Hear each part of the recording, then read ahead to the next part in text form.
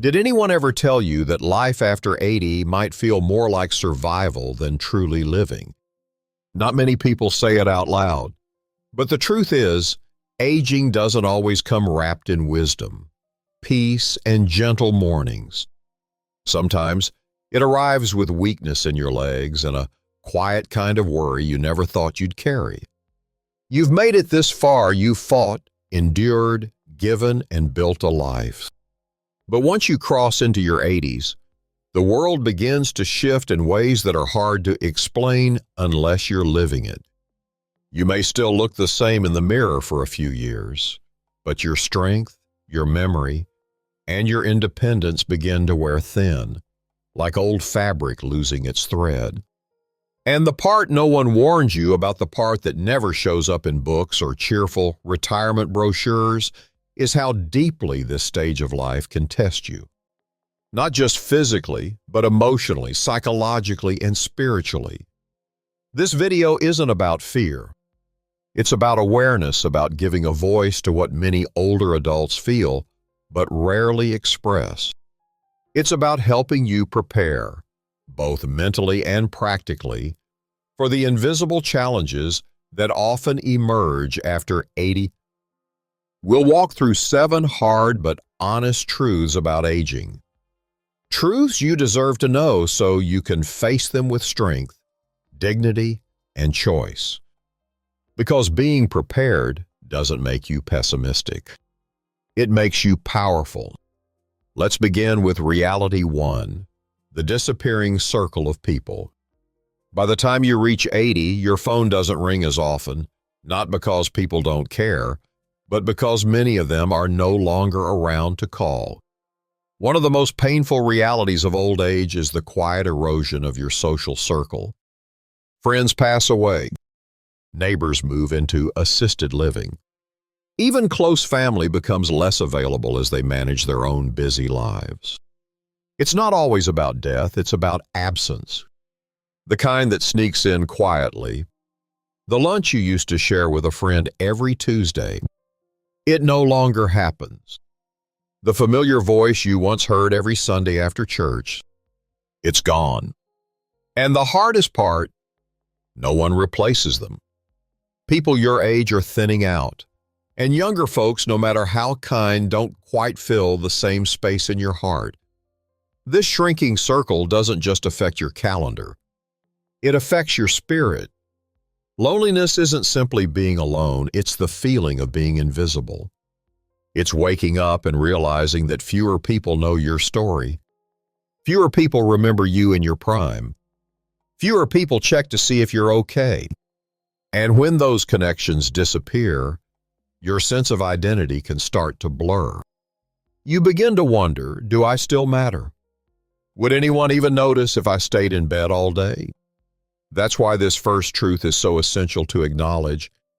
Your social world will change after 80, sometimes more quickly than you expect. But here's the hopeful part. You still have the power to plant new seeds.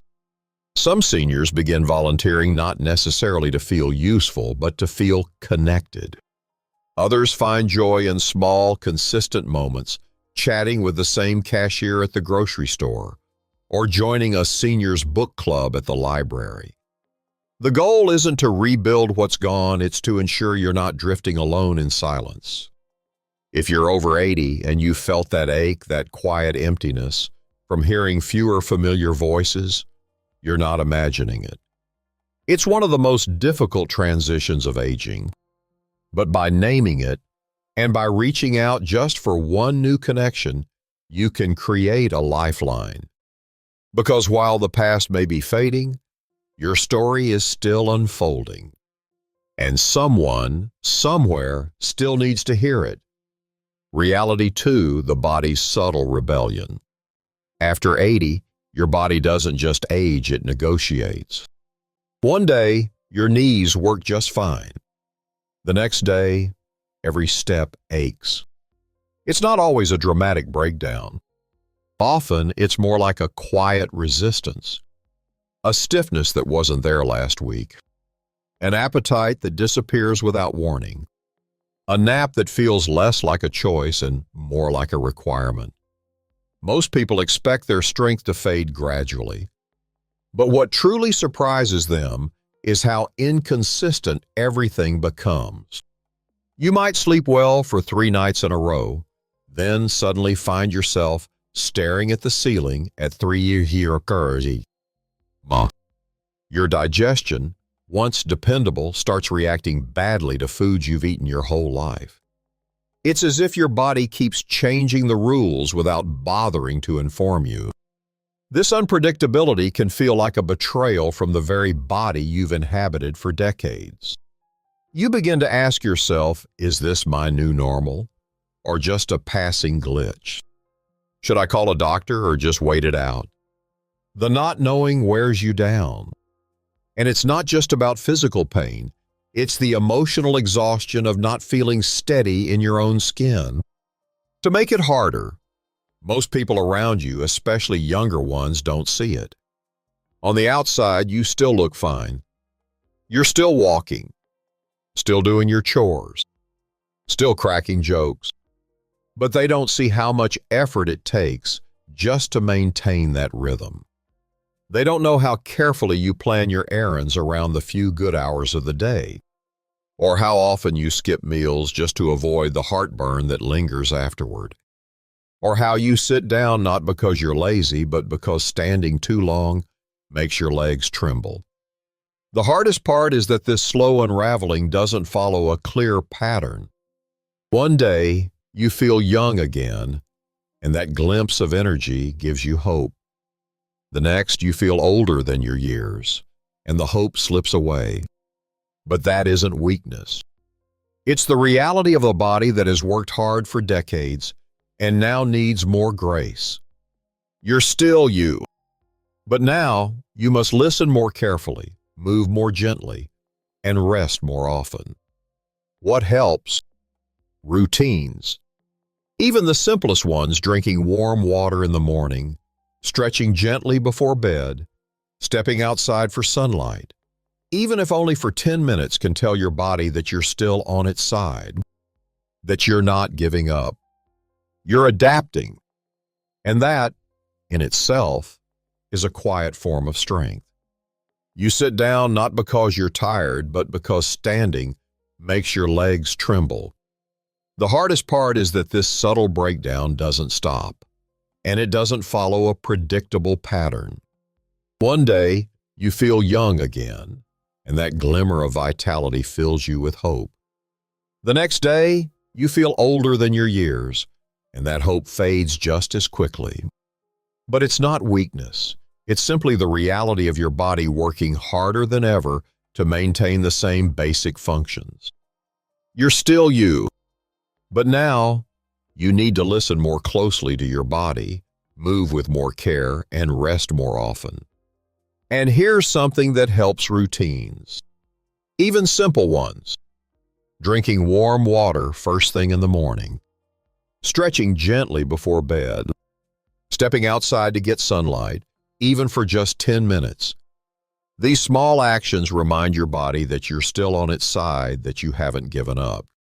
You're not surrendering to age. You're adjusting.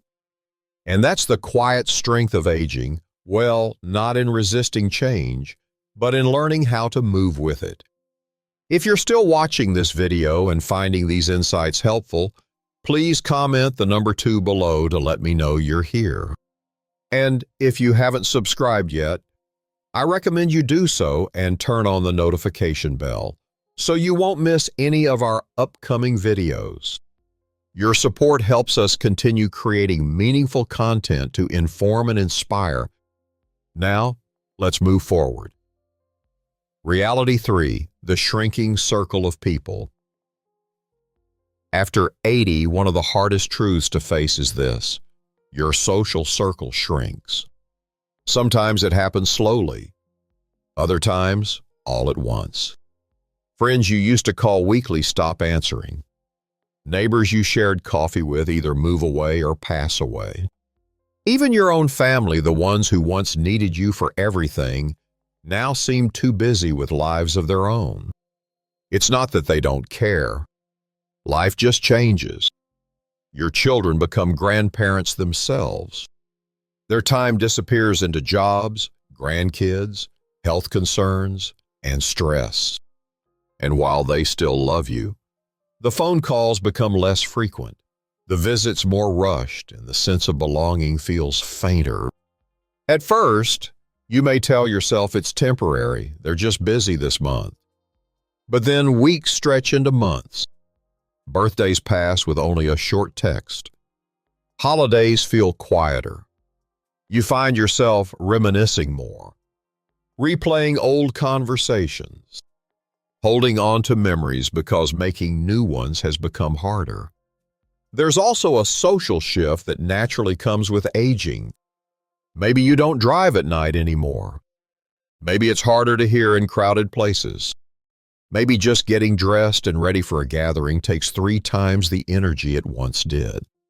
So even when the opportunity to connect arises, you hesitate. You want to go, but you weigh the cost. And many times, the cost feels too high. This creates a dangerous loop. The less you connect, the more invisible you begin to feel. And the more invisible you feel, the easier it becomes for others to overlook you. It's not intentional, but it's real and it's painful. One woman named Sandra, age 84, shared that the loneliest part of her day wasn't being alone. It was realizing no one was expecting her call. No one was waiting for her to show up. And when she missed an event at her local community center, no one even noticed. But here's what's important: a shrinking circle doesn't mean a disappearing life. You don't need a crowd to feel connected. 1 or 2 meaningful relationships, someone you can laugh with, or sit beside in comfortable silence can be enough. Sometimes that means reaching out, even when it feels awkward. Writing a letter instead of waiting for a call. Saying yes to a neighbor's invitation, even when you'd rather stay in. It can also mean offering your presence where it's needed. Mentoring someone younger. Volunteering if you're able. Sharing your stories. You might feel like no one's listening, but someone is. And your life experience might be the very anchor someone else needs. Growing older doesn't mean becoming irrelevant. But staying visible does take effort. And it begins by remembering even if your circle is smaller, your value hasn't shrunk at all. Reality 4, the burden of outliving others. There's a quiet kind of grief that comes with outliving the people you love. And after 80, that grief becomes more than a possibility. It becomes a pattern. You don't just say goodbye once. You say goodbye again and again. To friends who knew your childhood, to siblings who shared your parents, even to your own spouse, the one you thought you'd grow old with, forever. It's not just loss. It's the sheer weight of carrying all those memories alone. You find yourself the last one who remembers a funny moment from 1963. The only one who still knows the story behind the dent in the garage door. There's no one left to say, "Remember when?" and have them nod, smiling, because they remember too. You might also experience a particular kind of guilt, not the kind tied to wrongdoing, but survivor's guilt. You begin to wonder why you're still here when others aren't. You replay decisions in your head, think about the missed calls, and carry questions that have no answers. That grief doesn't fade, it just changes shape. One man, Robert, age 87, said the hardest part of aging wasn't his aching knees or blurry vision. It was the mornings when he instinctively reached for the second coffee mug out of habit, or the moments he'd hear his wife's voice in his head, answering a question he never asked aloud. But there's something we don't talk about enough. There is strength in being the one who remembers. There is courage in waking up to a quieter house and still choosing to get out of bed. There's beauty in telling the stories of those who are gone and keeping their memory alive through your own voice. If you're still watching this video and finding these insights valuable, please comment 4 below to let me know you're here.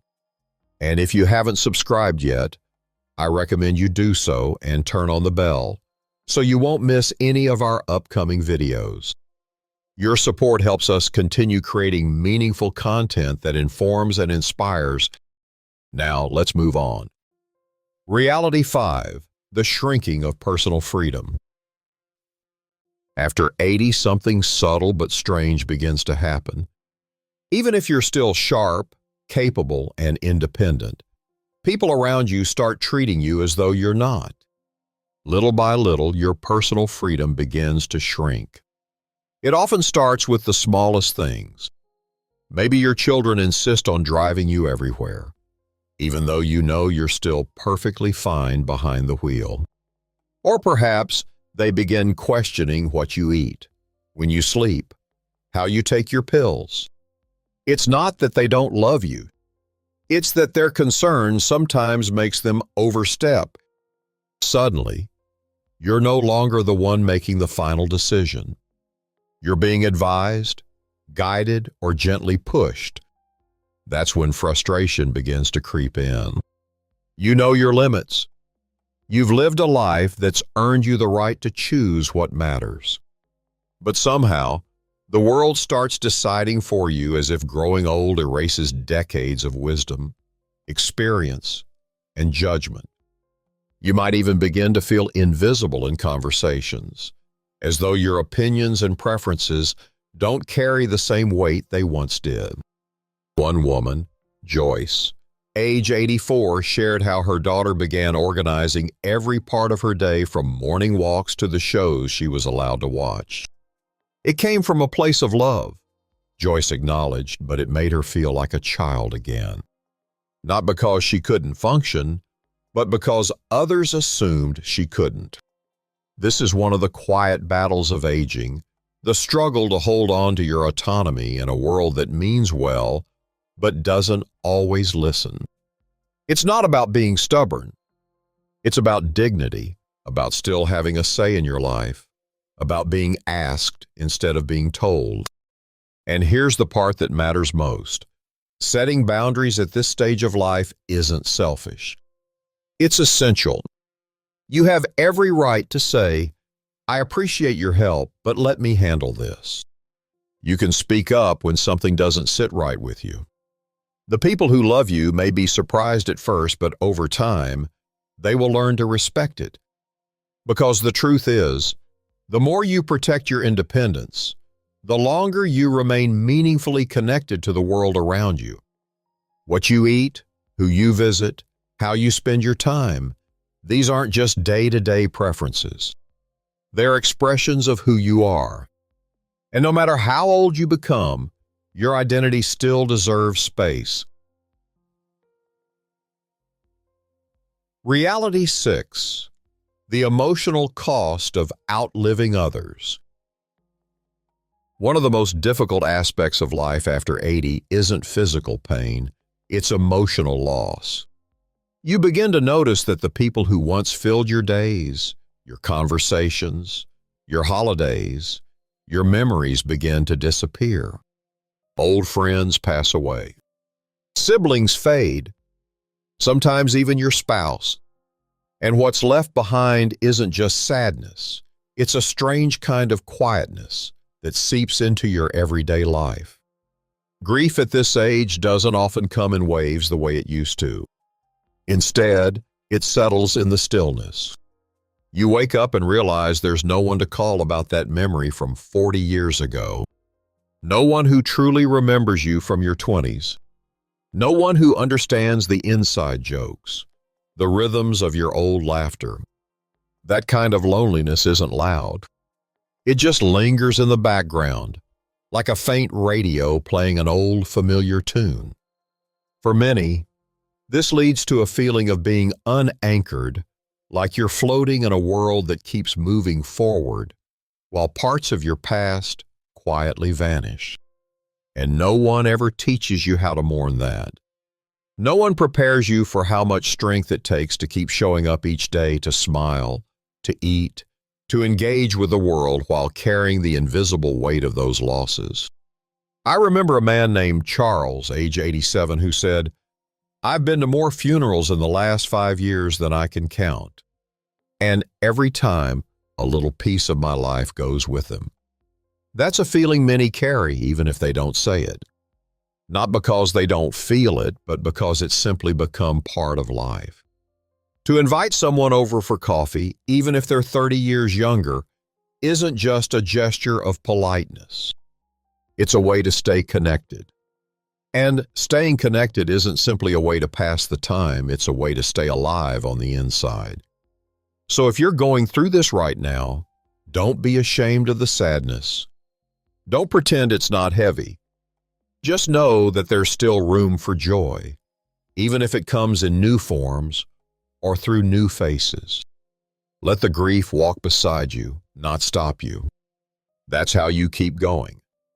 If you're still watching this video and finding these insights valuable, please comment the number 6 below to let me know you're here.